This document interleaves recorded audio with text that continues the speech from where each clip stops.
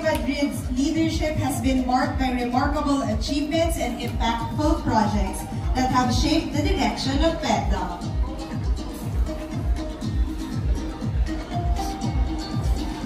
Her back on stage as she shares with us her thoughts and reflections as your outgoing PEDA president.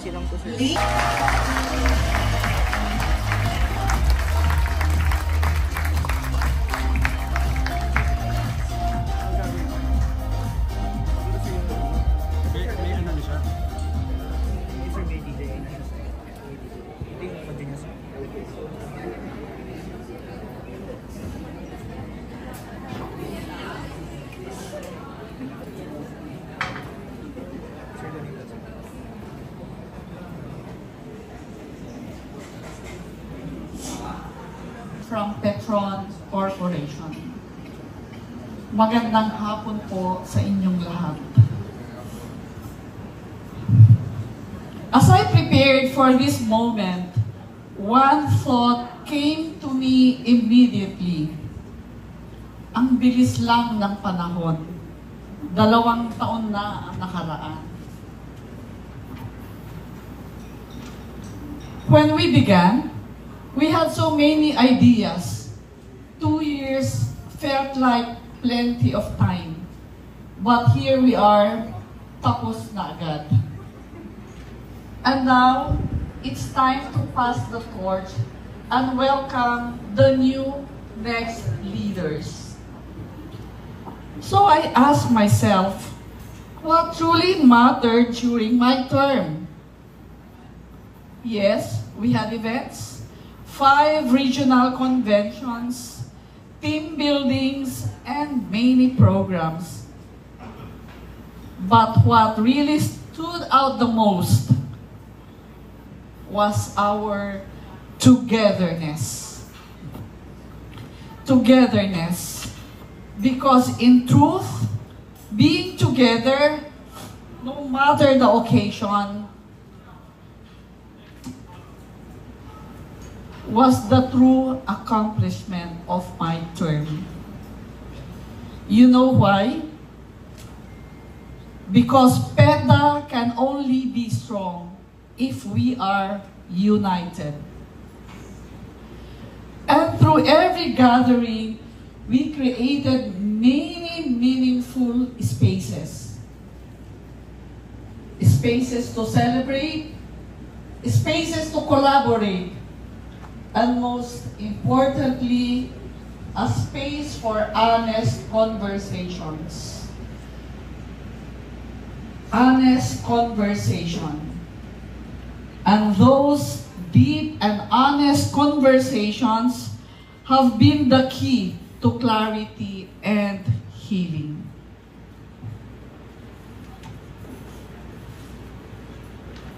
Especially in a diverse group like ours, all with different backgrounds and unique experiences. Gusto ko pong ipaalala sa inyo, we are a very powerful organization kapag tayo ay nagkakaisa. We are a network of highly respected businessmen and businesswomen from all corners of the country. Pero ang tunay nating lakas ay walang halaga kung hindi tayo nagkakaisa. That's why in every meeting and gathering, my plea is not to prove first how smart or talented we are.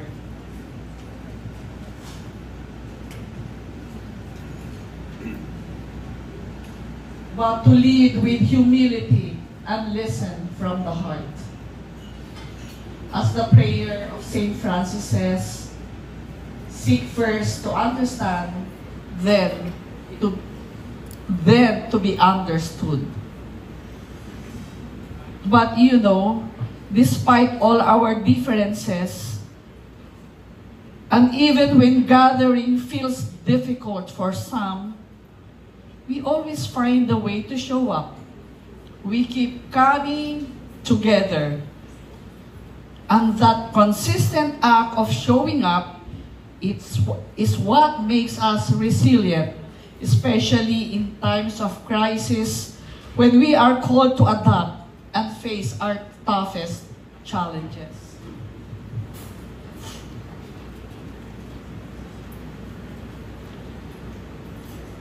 Togetherness has always been our greatest strength. Togetherness, and if we stick together as one, then we know that PETDA is in good hands. PETDA is now 65 years and going strong. That's more than 6 decades of extraordinary stories, stories of selfless service and sacrifice. To all our elders who brought us here, my deepest respect and gratitude. It has been the greatest honor of my life to dedicate 2 years in the service of this organization, Proud Legacy.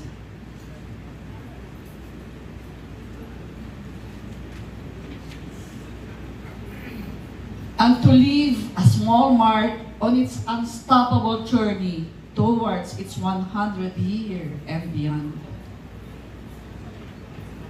I did not walk this journey alone. And with that, allow me this moment to express my deepest gratitude to the people who walked this leadership journey with me in the last 2 years.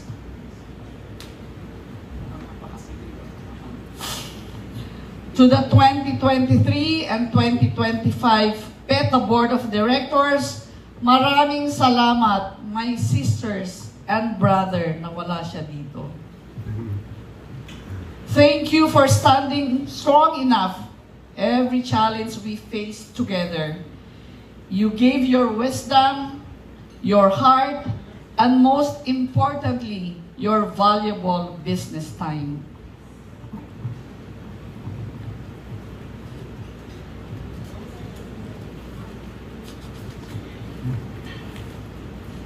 And I will be forever be grateful on the way we led as one during our term.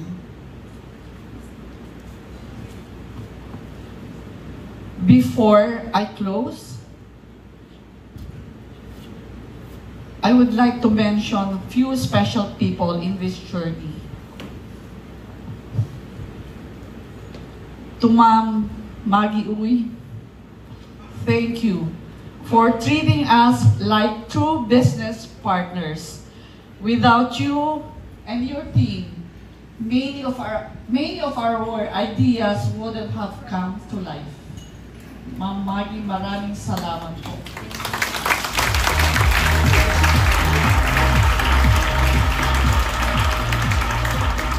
To Vice President Alma Vicente, your wisdom and guidance from the very beginning brought us so much clarity and direction. Alma, thank you very much.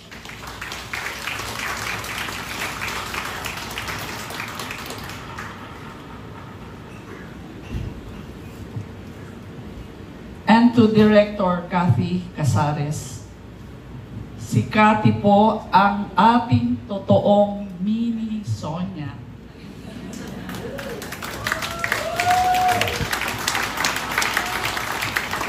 Mas madalas siya na nasa likod ng mga programa kaysa sa akin. At sa totoo lang, hiyang-hiya ako kay Kathy. Saan ba si Kathy? I know for 2 years you have given so much of your valuable business time for the good of my administration and PETDA. Gusto ko lang sabihin, Kathy, na sobra ang pagpapasalamat ko sa iyo, ng pamilya ko at buong PETDA. And with that said, I have a special surprise for you. Kathy, nasaan ka? I want to give you a hug.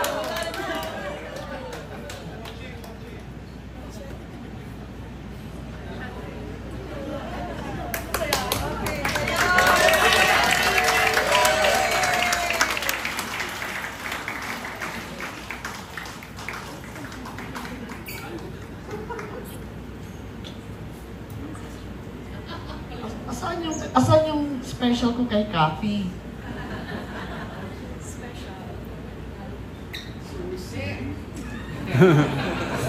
Open yung buksan nyo. Lara, open mo. Open.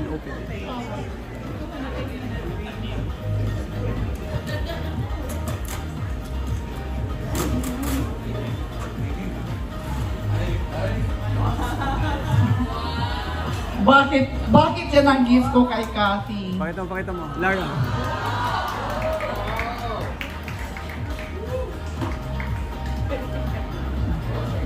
Alam nyo, hindi ko gift to lang kay Kathy. Gift to sa PETDA for many years to come. Kasi kailangan ni Kathy to na itatakbo niya lahat ang mga programs natin going forward.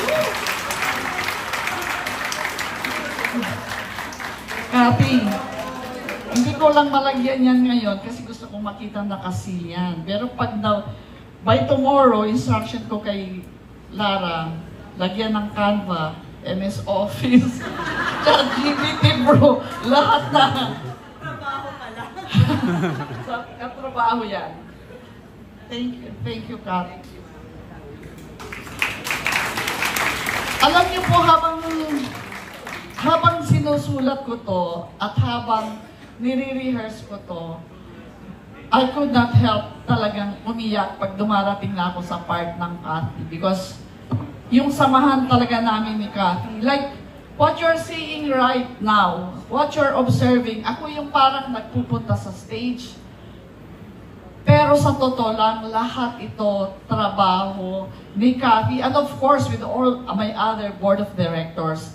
Silang dalawa ni Alma po ito. Now, my dear PETDA family, it's time for me to step back. But this is not goodbye. Hindi po ako nagpapaalam. You still have Sonia Madrid, not as your president, but your #1 supporter.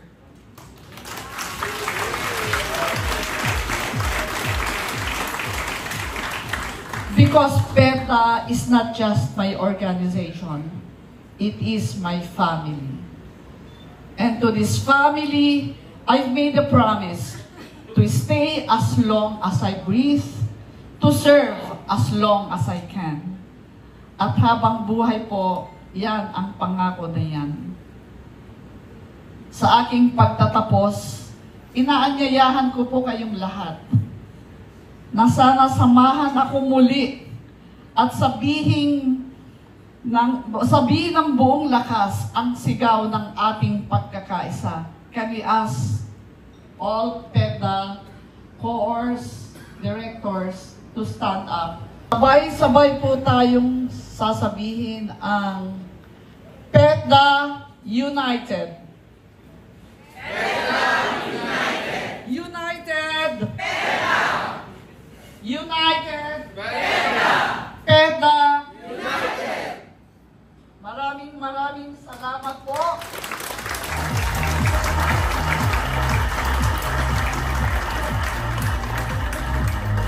Hanggang dito na lang ito, hanggang sa muli. This is Sonia Madrid, your former PETDA president, signing off. Thank you so much, Ms. Sonia, for sharing with us your experience as PETDA president. Ma'am, kung mai-invite ko lang po kayo, wag po kayong umalis sa stage. Kung may surprise po kayo kay Ms. Kathy, ang ating PETDA directors naman po ay may hinandang surprise para sa inyo. Wow! Ramalyari. This token of appreciation is a small gesture for the big difference you have made. Ganda. This is actually an art from Mr. Ram Gagliari Jr. And this is in recognition of Ms. Sonia Madrid's outstanding leadership, dedicated service, and transformative contributions.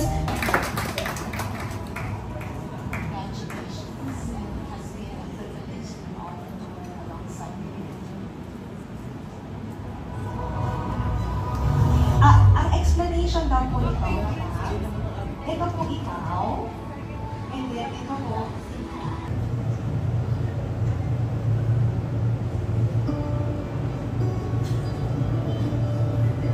Ayoko maging, sorry, ayoko maging emotional, but I have to acknowledge this before PEDA na my journey as president of Petron Leaders Association.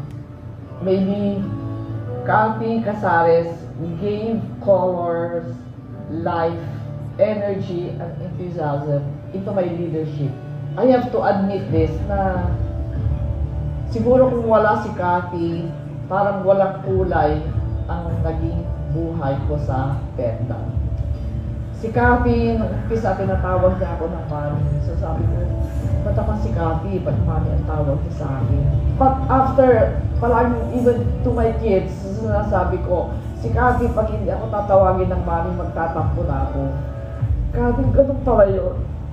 Yung symbiotic relationship, talagang lumalalim di ba? So, if there's one friendship na talagang malalim sa PEDA, that's between Kathy and Sonia Madrid.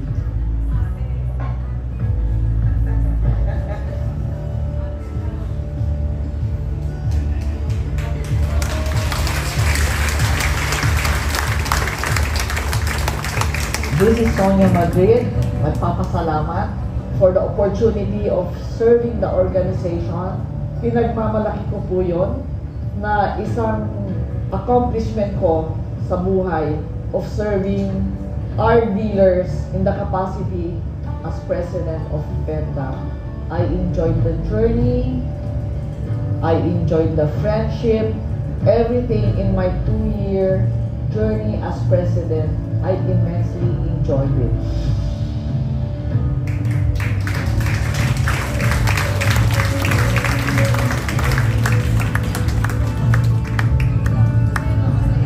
Cynthia Lara, Mayan Orponcel, Tina Punsalan, Rosala Tanco, Raina Rofimo, Veronica Medina, Director of NCR, PEDA Director for NCR, Director for Northeast Luzon, PEDA Treasurer, PEDA Secretary, your PIO, DOD of WDR, your PEDA Vice President for Visayas and Mindanao, NCR Director, PEDA Compliance Head, and your VP for Luzon.